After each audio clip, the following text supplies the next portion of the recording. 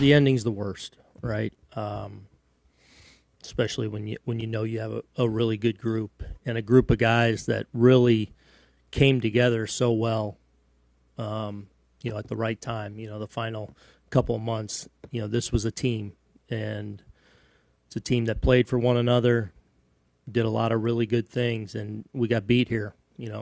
Credit to the Blue Jays and the year they've had, and they beat us this series. Simple as that. And it doesn't make it any easier. What is going on, Yankees universe? Welcome back to the channel. I hope you are all having a fantastic day. We have a massive episode for you today. And when I say massive, I mean we are covering the entire spectrum of what it means to be a fan of the New York Yankees right now. We have some under-the-radar moves that could pay huge dividends down the road. We have some absolutely spicy rumors coming out of Japan that directly challenge the Los Angeles Dodgers. And of course, we have to talk about the man at the top. Hal Steinbrenner has finally broken his silence, and he has some things to say about the payroll, the profits, and the future of this team that you really need to hear to believe. So, buckle up, grab your coffee or your beverage of choice, because we are going to be breaking this down for the next little while. And hey, before we dive into the nitty-gritty, if you are new here, or if you have been watching for a while and just haven't hit that button yet, please do me a huge favor. Hit that like button, subscribe to the channel, and turn on those notifications. We are working around the clock to bring you the latest, the greatest, and the most in-depth Yankees news on the platform, and you definitely do not want to miss what we have coming up this offseason. All right, let's get right into the first major update of the day. We are starting with a move that might not make the front page of the papers tomorrow, but it is exactly the kind of move that general manager Brian Cashman and pitching coach Matt Blake love to make. We are talking about a high-velocity, high-risk, potentially high-reward signing. Just a few hours ago, it was confirmed that the Yankees have agreed to a 2-year minor league contract with right-handed relief pitcher Yerry Rodriguez. Now, I know some of you might be scratching your heads asking, who is Yerry Rodriguez? And why are we signing him to a 2-year deal if it's just a minor league contract? This is where it gets interesting. This is a strategic draft and stash move. Yerry Rodriguez is currently recovering from Tommy John surgery. As many of you know, the recovery timeline for that procedure is grueling. Because of this, the Yankees structured this as a 2-year deal. The expectation is that he is not going to be anywhere near a mound for the start of the 2025 season. In fact, the team is targeting a mid-season return for him in the 2026 campaign. So, let's manage our expectations right now. You are not going to see Yerry Rodriguez fighting for a roster spot in spring training next year. He isn't going to be on the opening day roster. This is a long-term play. But why are the Yankees willing to wait a year and a half for a guy to get healthy? What do they see in him? Well, let's look at the tail of the tape, because Rodriguez is basically two different pitchers depending on where he is playing. If you look strictly at his major league resume, it is ugly. There is no sugarcoating it. He has spent parts of 3 seasons bouncing between the Texas Rangers and the Toronto Blue Jays. In that time, he has thrown just over 36 innings, and the results have been disastrous. He has given up 33 earned runs. That calculates to an earned run average of 8.17. When he has been in the big leagues, hitters have absolutely teed off on him. He has had a bloated batting average on balls in play of 345, and he has had major issues with command. His walk rate in the majors is hovering near 11%, which is simply not going to cut it at the highest level. You cannot walk more than 1 out of every 10 guys you face and expect to survive in the American League East.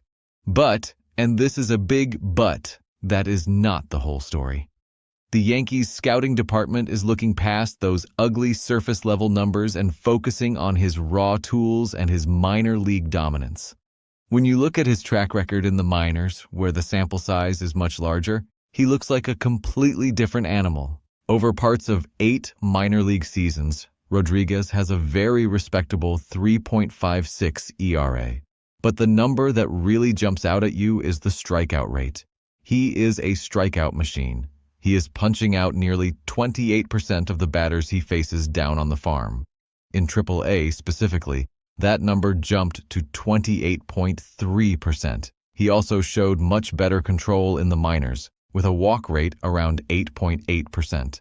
The stuff is undeniably electric, and we know how much the Yankees love raw velocity.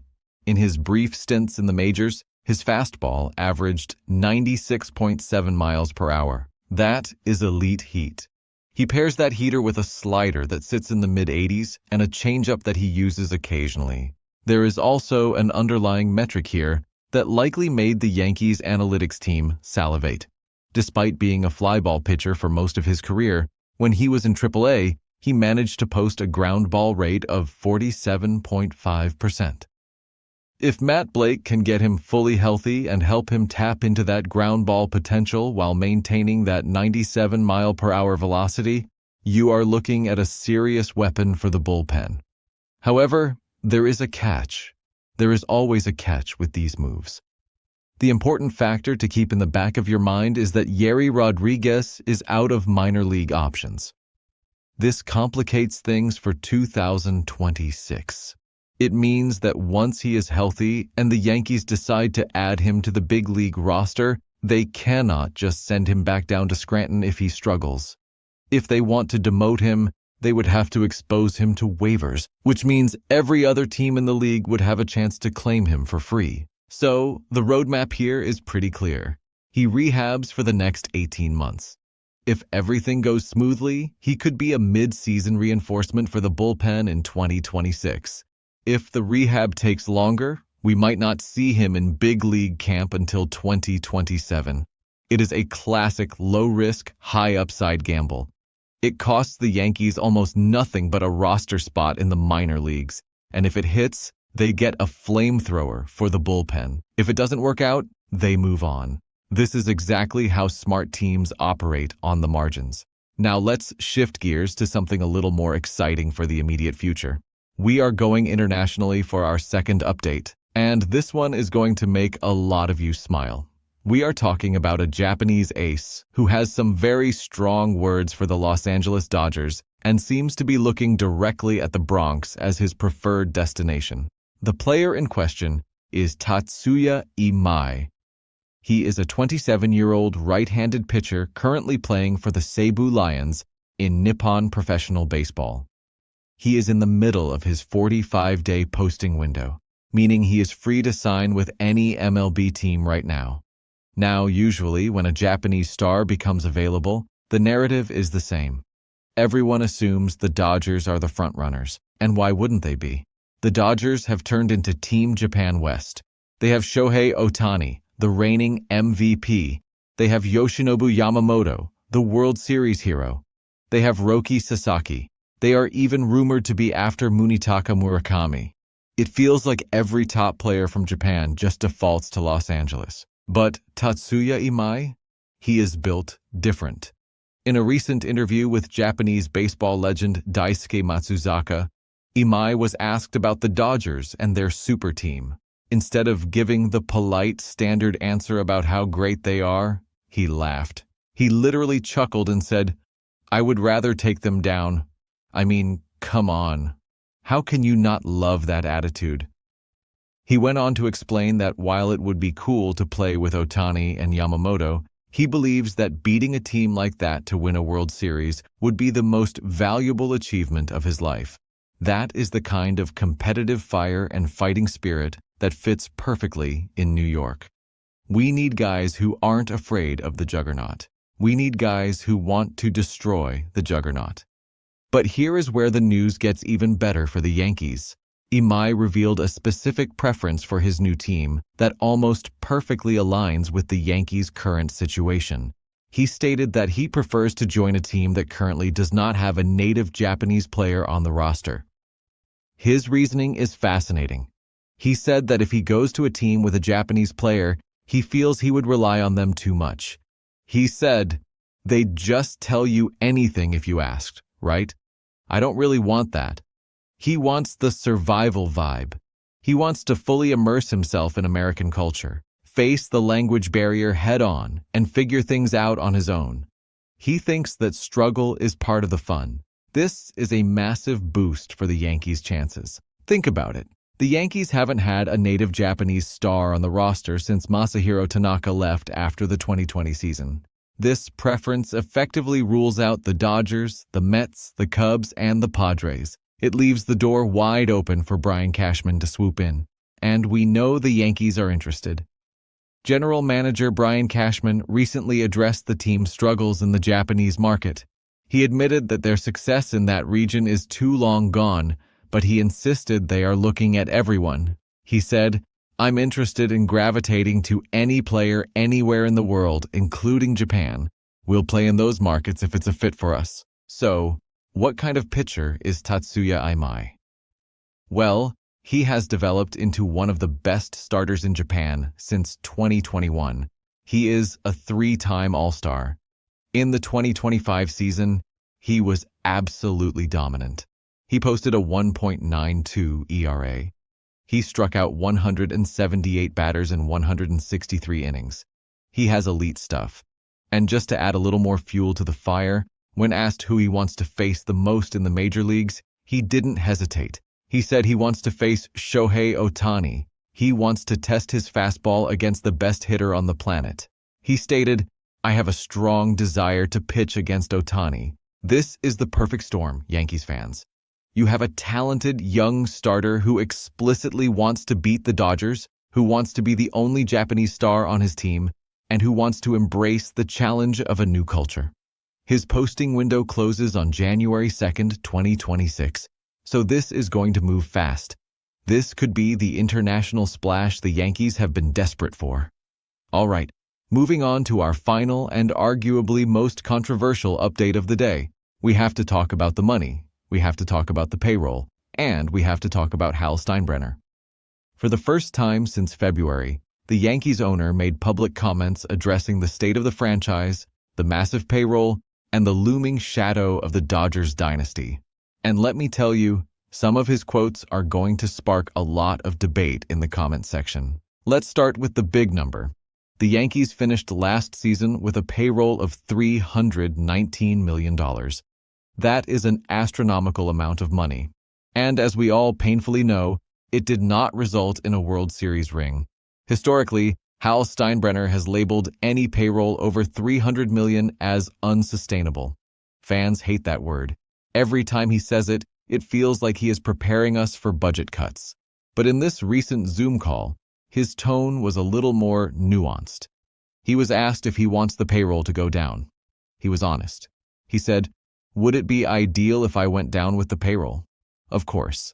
But does that mean that's going to happen? Of course not. We want to field a team we believe could win a championship. So he is walking a tightrope here.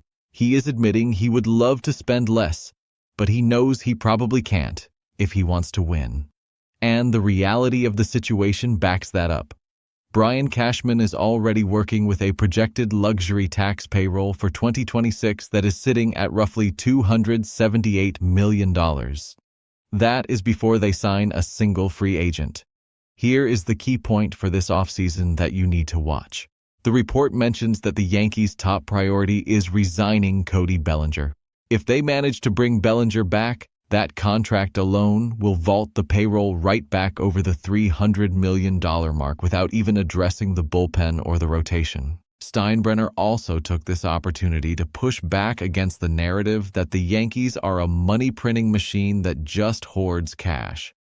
Despite reports that the Yankees raked in over $700 million in revenue, Hal disputed the idea that they made a huge profit.